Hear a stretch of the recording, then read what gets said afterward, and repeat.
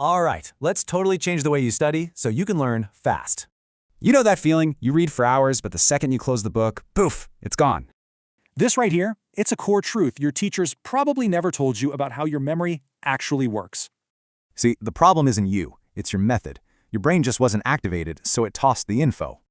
Okay, first up, this method completely flips traditional studying on its head. This is about a huge difference, recognizing something versus having to actively recall it yourself.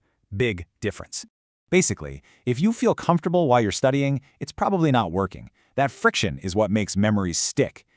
Yeah, you have to force yourself to retrieve the info. That feeling of discomfort, that's where the learning actually starts. All right, on to our next technique. This is about actually fusing with the information you're learning. See, your brain keeps what feels like it's a part of you and just tosses anything that feels disconnected. So don't just define supply and demand. No, become Nike. Simulate the whole thing in the first person. When you do this, you're not just studying anymore, you're simulating, and that locks it into your brain. But look, even if you become the idea, you still need a way to get to it under pressure. Yeah, your brain is built to hold patterns, not just pages of text. That's why rereading is so useless. So here's a typical textbook definition.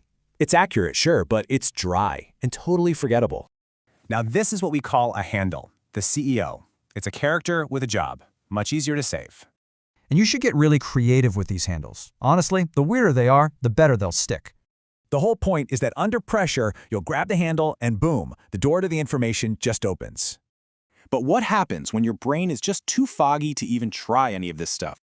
You know that mental fog? You're not just tired. Your brain's disconnected and trying to conserve energy. So you don't need more discipline here. What you need is reconnection. Sensation is the override switch.